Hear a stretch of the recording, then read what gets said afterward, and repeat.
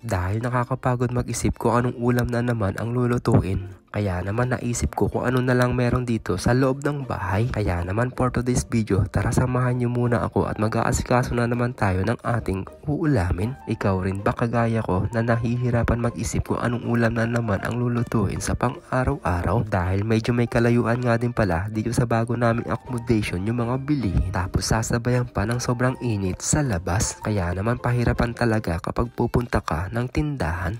Dahil minsan nga yung mga hinahanap mo ay wala din doon. Kaya yung problemado ka na nga kung anong lulutuin mo. Tapos problemahin mo pa yung mga ibang sangkap para sa lulutuin mo. Kaya naman naisip ko magluto na lang siguro ng sinigang kahit hindi kumpleto sa mga sangkap. Tamang-tama may tira pa tayong sinigang mix. Gagamitin na lang natin ito para hindi ma-expired. Medyo matagal na rin kasi yun pero hindi pa naman siya sira. Tapos buti na lang meron pa tayong natirang isang pirasong sardinas. Bale eto nga pala yung lulutuin natin ngayong araw, sinigang na sardinas with kangkong. Hindi ko alam kung na-try nyo na din bang magluto ng ganito. Pero sa tingin ko naman ay sobrang sarap dahil natikmanan natin.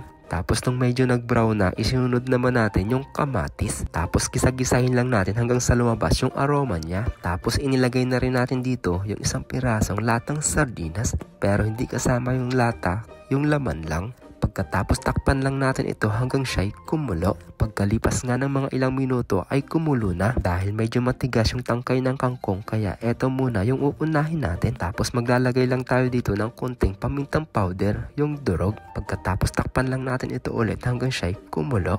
Kaya naman isusunod naman natin dito yung dahon. Napakasimple nga lang din pala itong niluto natin. Hindi rin masyadong magastos at hindi rin masyadong mabigat sa bulsa. Ulam tipid pero sobrang sarap. Kaya naman ilalagay na rin natin dito yung sinigang mix. At eto nga rin pala yung magpapasarap sa simpleng sinigang natin. Dahil isang pirasong sardinas lang yung inilagay natin, kaya saktong tubig lang ang ilalagay natin. Sa mga pangpalasa naman, asin at bechan nga lang din pala yung inilagay natin. Hindi na ako naglagay ng magic sarap at Knorr cubes. O diba may simpleng ulam na tayo for today's video. Kaya para malaman natin kung sakto lang ba yung lasa, titikman ko muna yung sabaw kung tama lang ba. Kasi para kapag kulang ay pwede nating dagdagan. Kaya eto, i-taste muna natin. Sa unang tikim ko nga ay parang lasang sinigang, kasi syempre sinigang mix yung inilagay natin dyan. Kaya syempre maglalasang sinigang talaga yan. At dahil gutom na nga rin pala tayo, kumuha na nga rin pala ako dito ng malalim na bowl. Dahil paborito ko yung kangkong, kaya sandukin na natin ito. Tapos maglagay na rin tayo dito ng konting sabaw. O diba solve na naman ang ulam natin for today's video. Akalain mo simpleng ulam ay sobrang sarap pala. Tapos sabaw pa lang ay pagpapawisan ka na. Pero syempre ihipan muna natin kasi mainit. Kaya naman tara, sabayan nyo muna akong kumain bago ko ito maubos. Grabe, hindi ko akalain yung ganitong simpleng ulam at sobrang tipid ay sobrang sarap pala. Kahit sobrang daming kulang nga sa mga sangkap at kangkong nga lang yung inilagay natin. Pero lasang-lasa mo na sinigang talaga. So ayun lang, sana nag-enjoy kayo sa daily vlog natin. Thank you for watching.